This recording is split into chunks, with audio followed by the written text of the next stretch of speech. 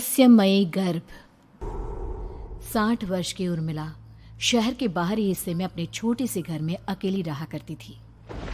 एक रात शहर में बहुत जोर का तूफान आया। जोर जोर से हवाएं और आंधी तूफान के साथ तेज बारिश होने लगी।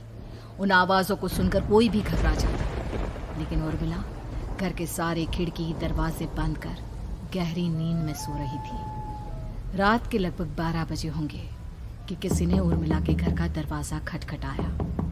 दरवाजे के खटखटाने की आवाज सुनकर उर्मिला की नींद खुलती है। आखिर इतनी रात को कौन आया होगा? उर्मिला जाकर दरवाजा खोलती है तो सामने लगभग 26 साल की बेहद सुंदर लड़की को खड़ा देख हैरान रह जाती है। कौन हो बेटा, और इतनी रात को इतने भयंकर तूफान में कहाँ भटक रही हो? चाची, आपने मुझे पहचाना नहीं? मैं आपकी दूर की रिश्तेदार शालिनी। अरे हाँ, बचपन में तुझे देखा था। इतनी जवान हो गई है, कैसे पहचान में आती। लेकिन तू यहाँ क्या कर रही है, और वो भी ऐसी अंधेरी तूफान भरी रात में? उर्मिला की बात सुनते ही शालिनी की आंखों से आंसू बहने लगे। वो फूट फूट कर रोने लगी। ये देखकर उर्मिला को कुछ समझ में नहीं आया और उसने शालिनी का हाथ पकड़कर घर के अंदर आने के लिए कहा। जैसे ही शालिनी घर के अंदर रोशनी में आई, उर्मिला की नज़र उसके पेट की तरफ गई, जिसे देखकर ये साफ पता चल रहा था कि वो प्रेग्नेंट है। अरे, तू तो पेट से है। ऐसी हालत में इतने भयंकर तूफान में आधी रात को बाहर भटक रही है। आखिर बात क्या है बेटा, मुझे सब कुछ साफ साफ बता। क्या बताऊं चाची, ये सब जिसकी वजह से हुआ है उसके बारे में बताने में भी मुझे शर्म आती है। मैंने घर वालों की मर्जी के खिलाफ जाकर एक लड़के से शादी कर ली थी, पर वो शादी के 1 महीने बाद ही मुझे छोड़कर चला गया। छोड़कर चला गया का क्या मतलब? क्या उसके साथ कोई हादसा हो गया? नहीं, उसे कोई दूसरी लड़की पसंद आ गई और मेरी प्रेगनेंसी की खबर सुनते ही उसने मुझे बेसहारा छोड़ दिया। उसके बाद मैं अपने घर गई, लेकिन माँ पापा ने मुझे घर में कदम तक नहीं रखने दिया। तभी मुझे आपकी याद आई। कोई बात नहीं, कोई बात नहीं, तुमने यहाँ आकर अच्छा ही किया। एक काम करो, तुम आराम करो। वैसे भी ऐसी हालत में इतना घूमना फिरना और इस तरह आधी रात को बाहर भटकना ठीक नहीं होता। प्रेग्नेंट औरत को आधी रात को घर से बाहर नहीं निकलना चाहिए। बुरी आत्माएं उस पर अपना असर दिखा सकती है। और इतना कहकर उर्मिला ने शालिनी को एक दूसरे कमरे में जाकर आराम करने के लिए कहा। लेकिन जैसे ही शालिनी अपने कमरे में जाने लगी, अचानक से उर्मिला ने उसे रोक लिया। एक बात बताओ बेटा, तुम्हारा कौन सा महीना चल रहा है? पेट देखकर तो लगता है कि लगभग 6 महीने पूरे हो गए होंगे। उर्मिला की बात सुनकर शालिनी के होठों पर मुस्कुराहट आ गई। चाची जी, अभी सिर्फ 1 ही महीना हुआ है। शालिनी की बात सुन उर्मिला दंग रह गई। उसे समझ में नहीं आ रहा था कि प्रेगनेंसी के पहले ही महीने में शालिनी की हालत ऐसी क्यों थी। लेकिन फिर उसने बात को नज़रअंदाज कर शालिनी को आराम करने के लिए कहा और खुद भी कमरे में जाकर सो गई। अभी कुछ ही घंटे बीते थे कि अचानक से एक बच्चे के बड़े ही अजीबोगरीब बेढंगे तरीके से रोने की आवाज़ें उर्मिला के घर में गूंजने लगी। उन आवाज़ों को सुनकर उर्मिला की नींद फिर से खुलती है। ये अचानक बच्चे के रोने की आवाज कहां से आने लगी? उसने उठकर चारों तरफ देखा, पर वहां उसे कोई नजर नहीं आया। उर्मिला घबराते हुए शालिनी के कमरे में गई तो वहां उसे कमरे की दीवार पर एक बेहद खौफनाक साया नजर आया, जिसे देखकर उर्मिला बुरी तरह से घबरा गई। आखिर ये सब क्या हो रहा है? शालिनी, शालिनी उठो!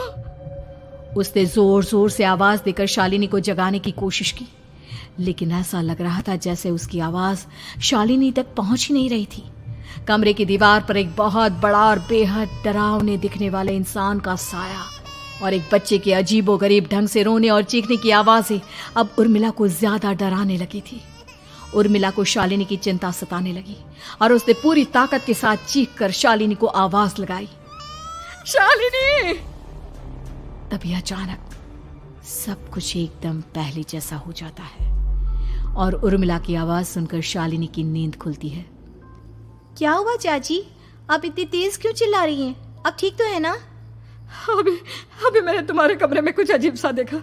तुम ठीक हो ना शालिनी? मुझे यहाँ एक बच्चे के रोने की आवाज़ें आ रही थी। लगता है आपको मेरी कुछ ज़्यादा ही चिंता हो गई है। आपने मेरी प्रेगनेंसी के बारे में कुछ ज़्यादा ही सोच लिया होगा। मैं एकदम ठीक हूँ, आप आराम से सो जाइए।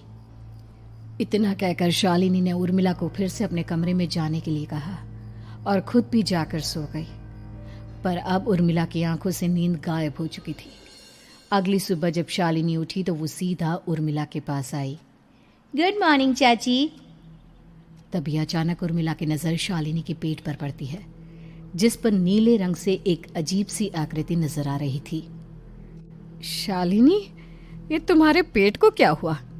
मैंने इतनी औरतों को देखा है, ऐसा तो किसी के साथ नहीं होता। शालिनी ने जैसे ही अपने पेट की तरफ देखा तो उसे वहां कुछ भी नजर नहीं आया। चाची कुछ भी तो नहीं है, सब कुछ एकदम नॉर्मल है। आपको क्या अजीब लग रहा है? इससे पहले कि उर्मिला उसके सवाल का कोई जवाब देती, अचानक से शालिनी के पेट में जोर जोर से दर्द होने लगा। वो बुरी तरह दर्द से तड़पने लगी। चाची, चाची। ये सब देखकर उर्मिला बहुत घबरा गई। उसने धीरे धीरे शालिनी के पेट को सहलाना शुरू किया, लेकिन शालिनी का दर्द कम नहीं हुआ। उर्मिला जाकर रसोई से पानी का गिलास लेकर आई और शालिनी को पानी पिलाने की कोशिश करने लगी। ले बेटा, पानी पी ले, तुझे आराम मिलेगा। ले ले।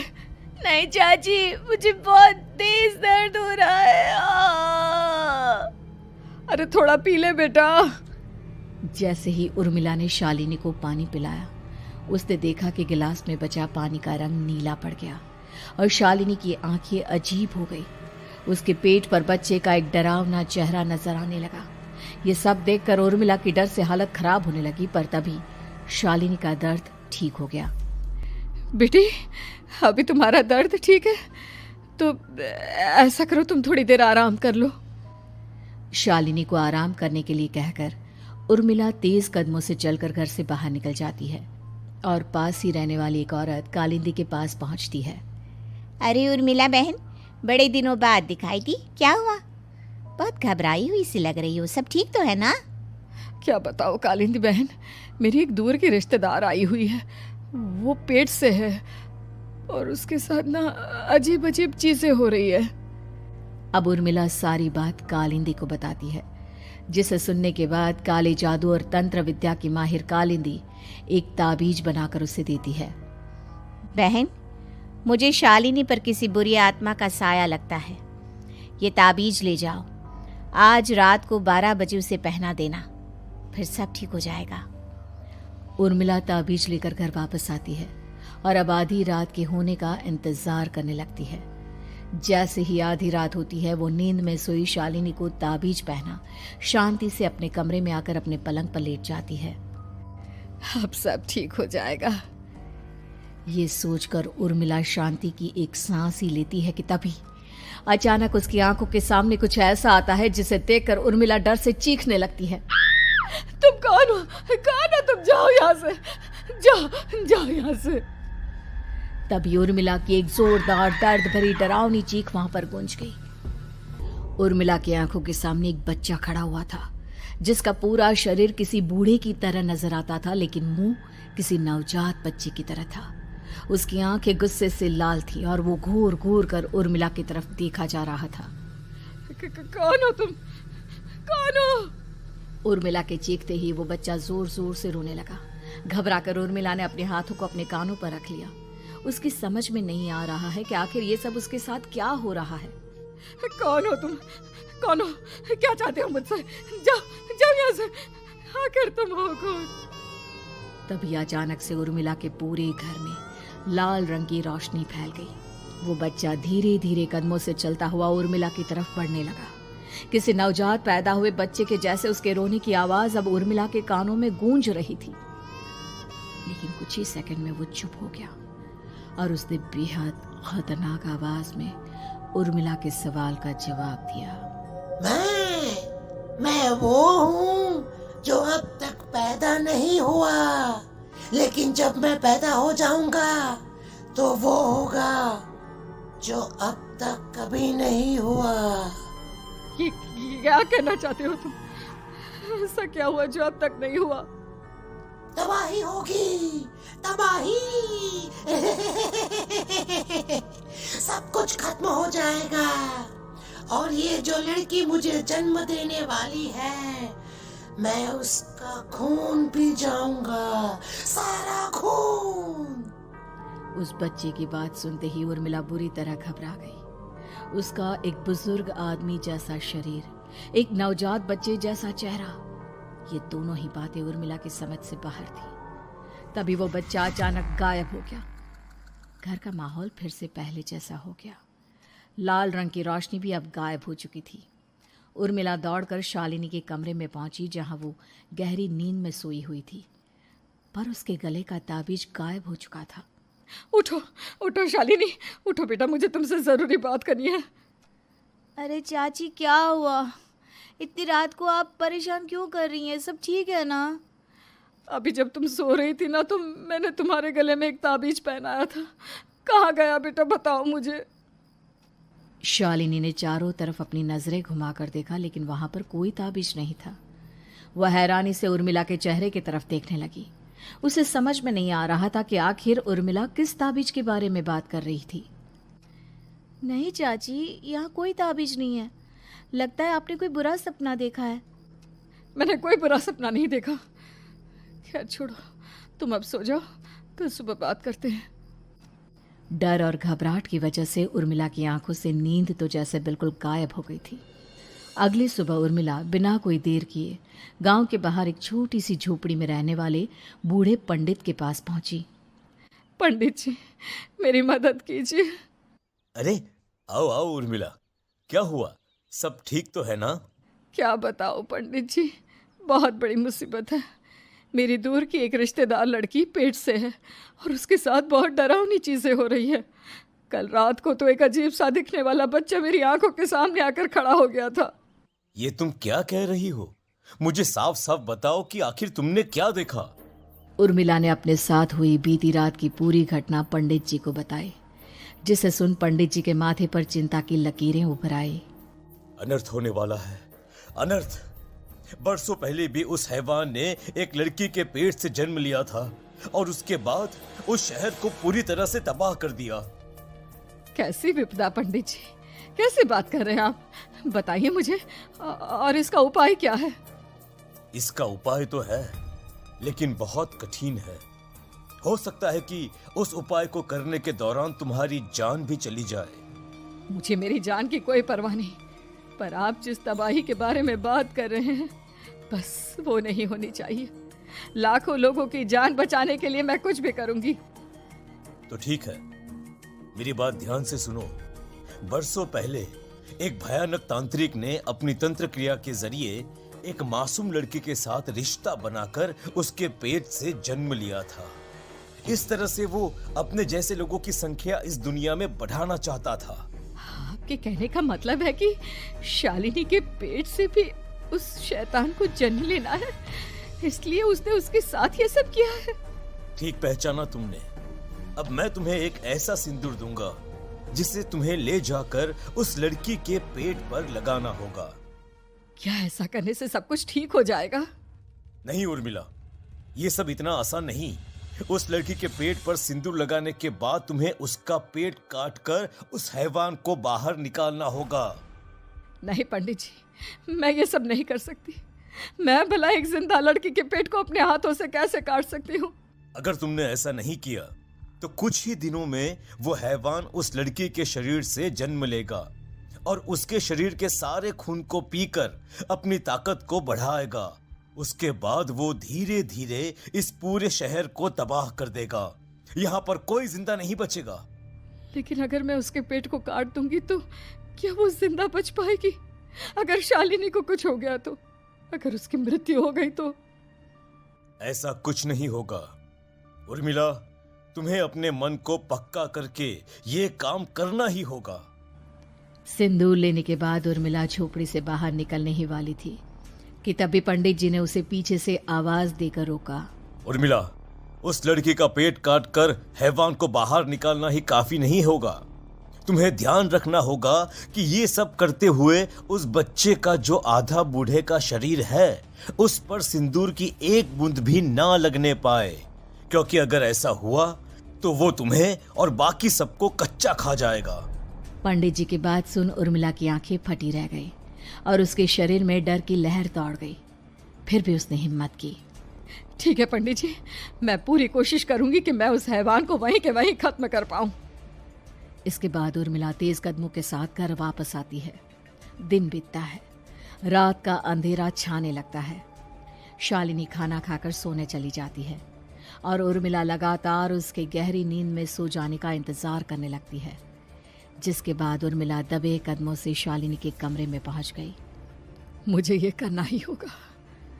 अब उर्मिला ने धीरे धीरे शालिनी के पेट पर पंडित जी का दिया सिंदूर लगाना शुरू किया।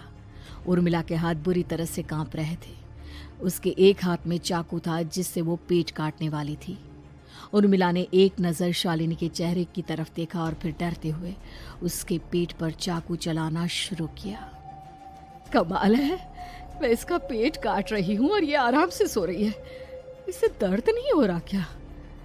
तभी अचानक उर्मिला के कानों में बच्चे की रोने की आवाज सुनाई देने लगी। उसने घबराकर चारों तरफ देखा पर वहां पर कोई नहीं था। बस रोने की आवाज लगातार आ रही थी। उर्मिला बिना रुके लगातार शालिनी के पेट को काटती रही।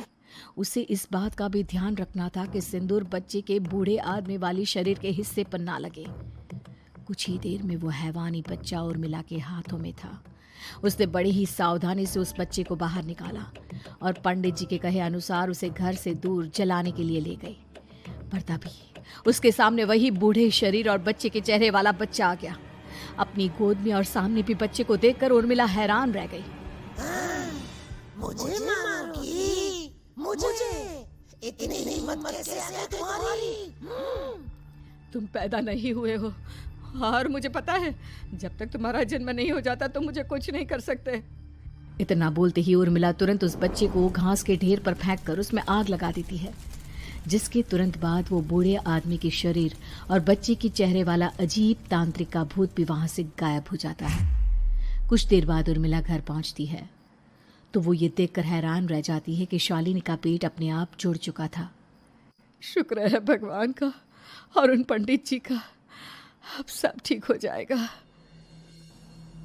सुबह शालिनी सोकर उठती है तो अपना पेट देख पूरी तरह घबरा जाती है। चाची, चाची ये सब क्या हो गया? मेरा पेट अचानक कम कैसे हो गया? मेरा बच्चा कहाँ गया चाची? बेटी, वो बच्चा नहीं, एक खतरनाक तांत्रिक था जो तुम्हारी कोख से जन्म लेकर सबको मार देना चाहता था। वो पैदा होते ही तुम्हारी जान भी ले लेता, इसलिए मैंने पंडित जी के बताए उपाय से उसका खात्मा कर दिया है। अब सब ठीक है। शालिनी को उर्मिला की बात समझ में नहीं आती, जिसके बाद शालिनी को पूरी बात उर्मिला आराम से समझाती है।